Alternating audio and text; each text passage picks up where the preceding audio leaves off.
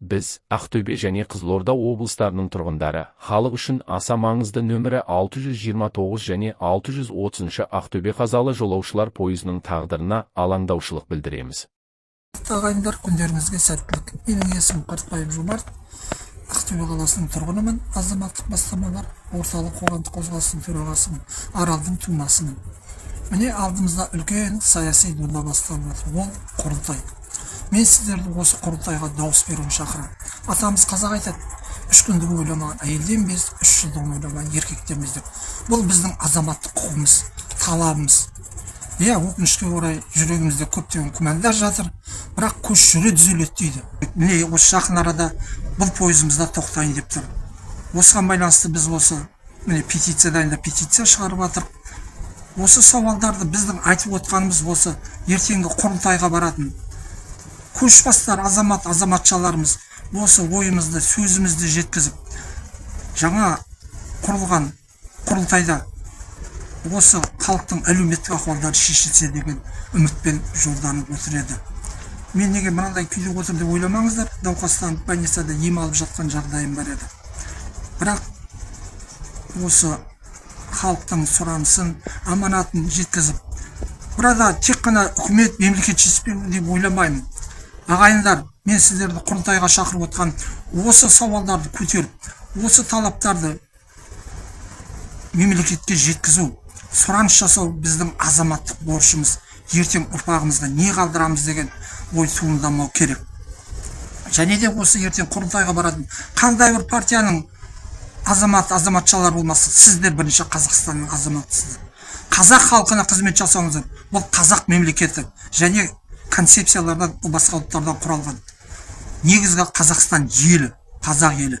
Сондықтан қара қазақтың, қара халықтың ойын сөзін жеткізер деп үміттенемін.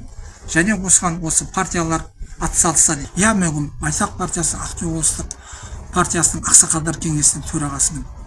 Және де осы ертеңгі осы үлкен додада өздеріңіз де білерсіздер, мен өз тарапынан Байсақ партиясына дауыс беруге шақырар едім. Жас партия, үлкен додаға түсіп жатқан партия, өмір алда көш жүрер, көшбасшылар бір азаматтар бар деп үміттенемін. Аман болыңыздар, сау болыңыздар. 2025 жылы іске қосылған бұл пойыз қысқа уақыт ішінде ел арасында халық пойызы деген жыл атауға ие болды.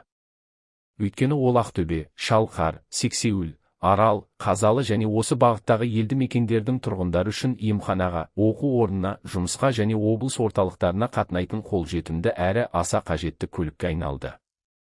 Әсіресе Арал өңірінде жаздың аптап ыстығы мен қыстың қатаң аязында өмір сүріп жатқан халық үшін темір жол қатынасының маңызы ерекше. Сондықтан пойыздың тоқтатылуы мүмкін деген ақпарат тұрғындардың алаңдаушылығын туғызып отыр. Осыған байланысты мемлекет басшысы Қасым-Жомарт Кемелұлы Тоқаевтан және үкіметтен тиісті сала министрлігі тарапынан нөмірі 629 және 630 Ақтөбе Қазалы пойызын сақтап қалуды және халықтың сұранысын ескере отырып, оның бағытын Қызылорда қаласына дейін ұзарту мүмкіндігін қарастыруды сұраймыз. Егер бұл ұсыныс жүзеге асса, ол Ақтөбе мен Қызылорда облыстары арасындағы көлік байланысын күшейтеді. Шалғай елді мекендердің тұрғындарына қолайлы жағдай жасайды. Медициналық және білім беру қызметтеріне қолжетімділікті арттырады. Халықтың уақытын, қаражатын және күшін үнемдейді. Екі өңірдің әлеуметтік экономикалық байланысын нығайтады. Біз бұл мәселені жеке мүдде үшін емес, екі облыстың мыңдаған тұрғынның ортақ қажеттілігі ретінде көтеріп отырмыз.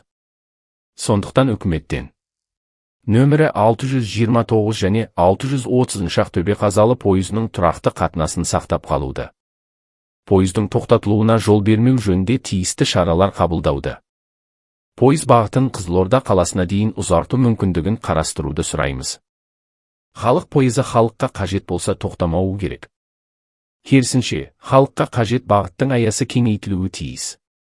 Ел игілігі үшін жасалған әрбір игі іс халықтың алғысына бөленері сөзсіз. Халықтың үмітін ақтап, үкімет осы мәселеге оң шешім қабылдайды деп сенеміз. Сіз де өз дауысыңызды беріңіз. Халық пойызын бірге сақтап қалайық.